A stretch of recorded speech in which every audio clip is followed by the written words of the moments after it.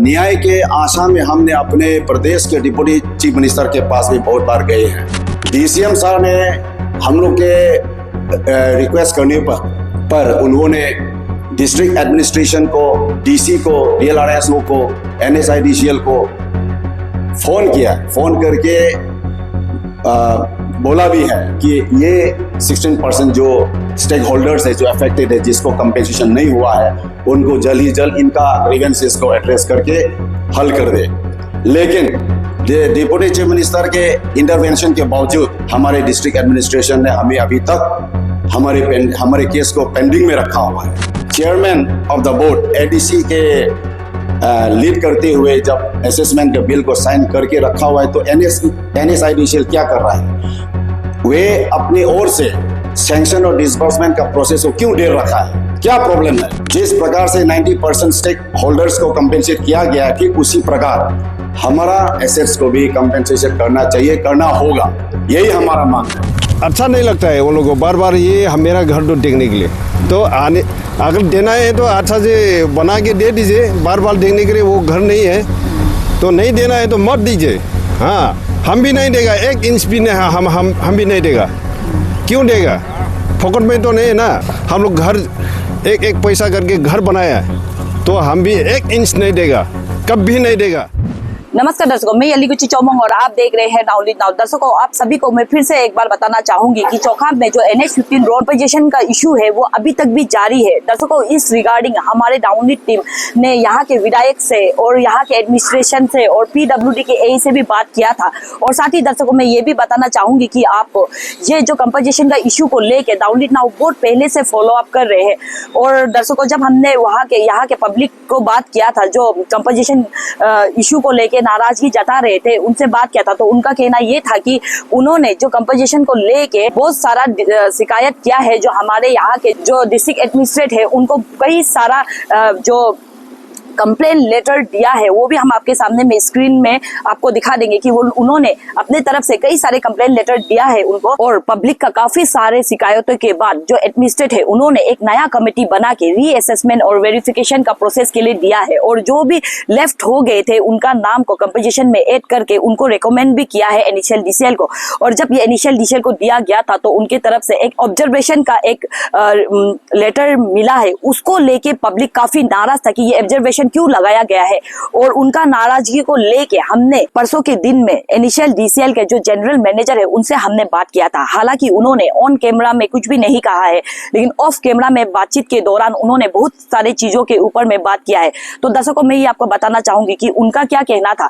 उनका ये कहना था कि जब फर्स्ट में असेसमेंट किया गया था, जिस समय कंपोजिशन का नाम इंक्लूड किया गया था, तो कुछ प्रॉपर्टीज लेफ्ट आउट कैसे हो गया, तो उसके ऊपर में उन्होंने सवाल उठाया है।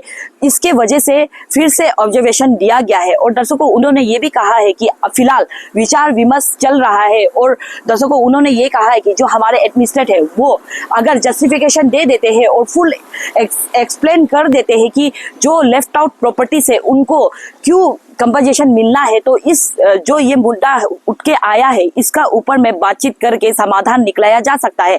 फिलहाल बातचीत जारी है और बहुत जल्द वो लोग एक बार फिर से बैठ के बात करने वाले हैं इसके बारे में। लेकिन इसके ऊपर में भी पब्लिक ने बहुत बड़ा सवाल उठाया है कि बार बार रीअसेसमेंट किया जा रहा है, बार बार ऑब्जर्वेशन डाला जा रहा है, लेकिन इसका आउटकम कुछ निकल के नहीं आ रहा है। हमारे एडमिनिस्ट्रेट के ऊपर में भी सवाल उठाया है कि इतने बार रीअसेसमेंट करने के बाद भी कुछ आउटकम क्यों निकल के नहीं आ रहा है, जिसके वजह से पब्लिक काफी नाराज है। और उनको जो मेंटल हैरेसमेंट मिल रहा है, उसका भुगतान कौन करेगा, उसका जस्टिफिकेशन कौन देगा? क्या पब्लिक को गुमराह किया जा रहा है? क्या रीअसेसमेंट करते हैं, फिर रीऑब्जर्वेशन डालते हैं, लेकिन आउटकम निकल के नहीं आता है? ये भी एक बहुत सवाल है। और हम लोग अभी जो कंपोजिशन का इशू को लेके पब्लिक नाराज हो रहे हैं, उन सभी से तो नहीं, लेकिन एक दो से हम जरूर बात करेंगे कि कल के दिन में हमको सुनने में ये आया है कि फिर से PWD के AE और जो चौखाम के CEO है, वो फिर से गए थे साइट पे देखने के लिए। तो अभी उनसे भी हम लोग बात करेंगे इस चीज को लेके। और ऐसे ही खबर के लिए आप लोग बने रहिए नाउलिट नाउ के साथ। धन्यवाद। अभी मेरे साथ मनपंग सर मौजूद है और कल के दिन में हमको ये पता चला था कि जो PWD के AE है और यहाँ के जो CEO सर है, वो फिर से इनके घर में आए थे, रिविजिट किया था। तो क्या बातचीत हुआ है वो सर से हम जानेंगे। सर नमस्कार। नमस्कार, मेरा नाम चौचिपा मनपंग है। तो कल का बाद जो चौखाम का सीओ और DRRSO और AE वो तीनों आया था फिर से चेक करने के लिए। तो मैंने बताया था उन लोगों को कितना बार आएगा, कितना बार चेक करेगा, कितना बार असेसमेंट बनाएगा। जितना बार भी आता है आप लोग ही आता है, फिर वही काम वही हम बताया था। आप लोग तो देपुर में आँख बंद करके भी बना सकता है, बोल सकता है उनका घर ऐसे है, तो बार बार आप लोग ऑर्डर लेके आज आएगा और फिर वही बोलेगा। तो मेरा थोड़ा अच्छा नहीं लगता है उन लोगों को बार बार ये मेरा घर तो देखने के लिए। तो आने अगर देना है तो अच्छा से बना के दे दीजिए। बार बार देखने के लिए वो घर नहीं है तो नहीं देना है तो मत दीजिए। हाँ, हम भी नहीं देगा, 1 इंच भी नहीं, हम भी नहीं देगा। क्यों देगा? फोकट में तो नहीं है ना। मेरा बाप इतना बड़ा जंगल काट काट के ये माटी बनाया है, अभी फिर हम लोग घर एक पैसा करके घर बनाया है, तो हम भी 1 इंच नहीं देगा, कभी नहीं देगा। अभी ऐसे हम लोगों को सुनने में आया है कि बहुत जल्द वो लोग ये चीज़ को लेके बातचीत करेगा बोल के, और अगर आप लोगों को जस्टिस नहीं मिला तो आप लोग का नेक्स्ट कदम क्या होगा सर? तो उसी के लिए भी हम लोग सोच के रखा है। अगर हम लोग को नाइंसाफी चलते रहेगा तो हम लोग का भी और भी प्लानिंग है, स्टेप है, वो बाद में हम लोग करके दिखाएगा। हम लोग देखिए एक ही डिपार्टमेंट है, वही लोग ही आता है, तो प्रॉब्लम वही है कि क्या ये घर में फिर नया कंस्ट्रक्शन बन रहा है ना नया से बन रहा है ना, क्या देखने के लिए आया है। हम लोग को भी शर्म लगता है दिखाने के लिए, यही घर तो बार बार दिखाने के लिए। क्या वो लोग भी क्या रिजल्ट क्या लीकेज ज़्यादा है, ऑलरेडी एक्सेसमेंट बन चुका है, बिल बन चुका है, तो फिर क्या देखने के लिए है इसमें। तो इससे हम लोग तो नेक्स्ट टाइम तो आने के लिए हम लोग नहीं देगा, उन लोग को बाहर से भगा देगा। Thank you sir, thank you sir. मैं नावलिन नाव में आपको स्वागत करना चाहती हूँ सर। हम आपका ओपिनियन जानना चाहेंगे। जो अभी कंपनसेशन का इशू उठ के आ रहा है सर, उसका कुछ सोल्यूशन भी नहीं निकलाया जा रहा है सर, उसको लेके क्या कहना चाहिए? अच्छा, सबसे पहले नमस्कार। सबसे पहले मैं हम लोग का जो डाउनलिफ्ट नाव को बहुत बहुत thankful for giving this chance to place our problems in front of the public. तो हम लोग का जो NH-15 रोड वाइडनिंग प्रोजेक्ट को लेकर के अभी जो इतना हॉट इशू चल रहा है, इसमें मैं भी एक वन ऑफ द अफेक्टेड हूँ। मेरा भी NH-15 के रोड के सामने मेरा भी स्ट्रक्चर खड़ा है, एसेट्स हैं जो कि बिल्कुल रो में है, रो के अंदर ही आता है। तो मेरे जैसा और मेरे साथ में करीबन हम लोग 16 मेंबर्स है अफेक्टेड। तो हम लोगों के साथ में जस्टिस हुआ नहीं अभी तक, जबकि ये NH-15 के असेसमेंट के जरिए से 90% स्टेक होल्डर्स को ऑलरेडी कंपेंसेट किया गया है, लेकिन अभी लगभग 10% स्टेक होल्डर्स को अभी तक कंपेंसेशन नहीं दिया गया है। तो ये 10% का भी हम लोग का भी एकदम हक है, मिलना चाहिए, और डिस्ट्रिक्ट एडमिनिस्ट्रेशन को हम लोग को भी कंपेंसेशन देना होगा। हम लोग का भी हकदार है, हक है, क्योंकि हम लोग का एसेट्स बिल्कुल रो में है, रो में आ रहा है। तो इस प्रॉब्लम को लेकर के हमने कई बार डिस्ट्रिक्ट एडमिनिस्ट्रेशन के पास में, कंसर्न अथॉरिटी के पास में हमने अपना ग्रीवेंसेस को लेकर के पेश किया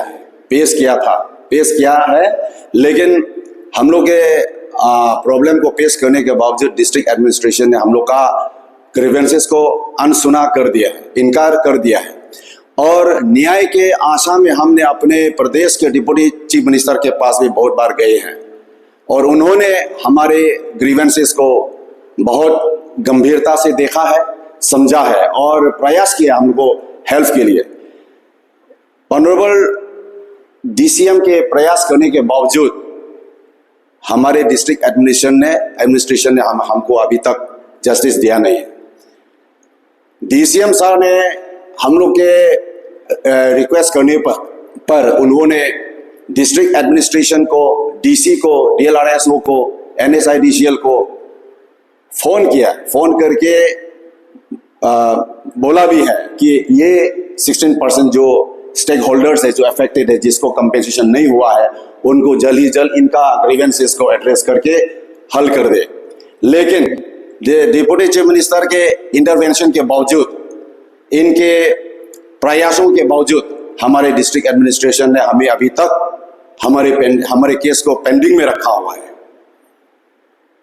तो ये है हम लोग का ग्रीवेंसेस को अनसुना करके, इनकार करके ऐसे रखा हुआ है।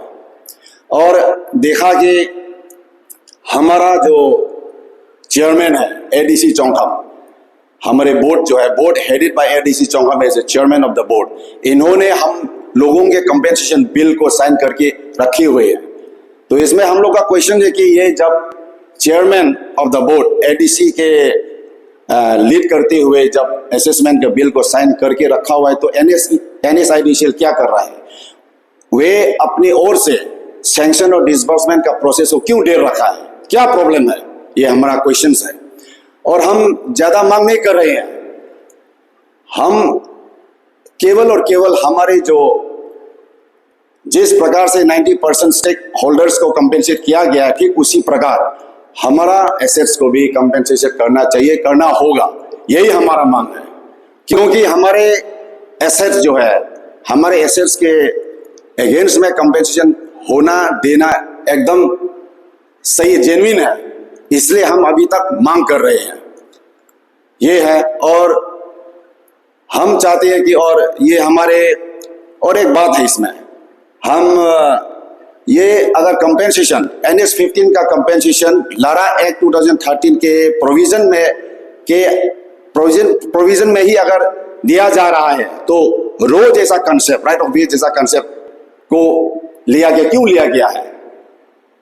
क्यों लिया गया? ये हमारा क्वेश्चन है। और लारा एक्ट 2013 के अनुसार अगर कंपेंसेशन करते हैं तो किस प्रकार से, किस कंडीशन में एसेट्स को कंपेंसेट किया जाता है, दिया हुआ है उसमें। तो उसके according to that LARA act section number 28 clause number 3 subsequently followed by clause number 4 में दिया गया है। हम लोग का मांग जेन्युइन है, एकदम जेन्युइन है।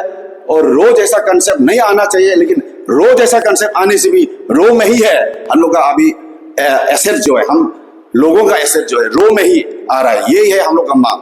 आखिर में फिर से मैं एडमिनिस्ट्रेशन से और हमारे विधायक ऑनरेबल DCM सर से विनम्रता पूर्वक रिक्वेस्ट है कि हमारे जो लेजिटिमेट डिमांड्स और ग्रीवेंसेस को जल्द से जल्द एड्रेस करके हल कर दे। और हम फिर से कह रहे हैं कि हम ज्यादा नहीं मांग रहे हैं। हम किसी हम कोई पर भी हम एहसान की मांग नहीं कर रहे हैं, ना ही हम किसी प्रकार की कृपा की मांग कर रहे हैं। हम जस्ट अपने वैधानिक अधिकार और न्याय की मांग कर रहे हैं। धन्यवाद। सर, मेरा एक क्वेश्चन रहेगा आपसे। हम लोग उस दिन को NSIDCL का जो जनरल मैनेजर है उनसे हम लोग मिला था, तो उन्होंने ये कहा था कि अभी ऑब्जर्वेशन के लिए दिया है, जो पिछला जो लेफ्ट आउट में छूट गया था उसको लेके DC सर से भी उन्होंने बात किया है और प्रोसीजर जारी है और विचार विमर्श किया जा रहा है और इस समस्या का समाधान निकलाया जाएगा, ऐसा उन्होंने कहा है। और साथ ही आज हमको सुनने में ये आया है कि वहाँ पे DLRO, PWD का AE और CO सर्कल आए थे बोल के फिर से देखने के लिए। सर, इसके बारे में क्या कहना चाहिए? हाँ, रीअसेसमेंट प्रोसेस में बहुत बार हुआ है। रीअसेसमेंट में भी ADC के मौजूदगी में हम लोग के चौंखम के जो CO सर है, सभी टीम के साथ, असेसमेंट टीम के साथ हमारे एडमिनिस्ट्रेशन, ब्लॉक एडमिनिस्ट्रेशन सभी थे मेंबर, उन लोग भी देखा है। रीअसेसमेंट में भी सही है, हम लोग का जो एसेट्स है रो के अंदर ही आ रहा है। लेकिन ये असेसमेंट करने के बाद ADC as a chairman, board का चेयरमैन हो करके ये हम लोग का असेसमेंट बिल के ऊपर साइन भी हो चुका है। साइन होने के बावजूद हमारे NSIDCL जो है इनके तरफ से कुछ भी नहीं कर रहा है अभी तक। ये है, बार बार आके देख के जा रहे हैं लेकिन कुछ एक्शन नहीं। जी, कोई नहीं एक्शन नहीं है। NSIDCL की ओर से कोई भी एक्शन नहीं है। जबकि यहाँ में chairman with his member, team members, assessment team members sign कर चुका है बिल में। वो बिल साइन किया हुआ बिल के ऊपर में NSIDCL का कोई भी एक्शन नहीं है अभी तक। सर अभी अगर आप लोग जो मांग कर रहे हैं अभी जैसे कि एडमिनिस्ट्रेट हो गया हमारे विधायकों उससे आपने फिर से अनुरोध भी किया है सर, अगर वो फुलफिल नहीं हुआ तो आप लोग का नेक्स्ट स्टेप क्या हो सकता है सर?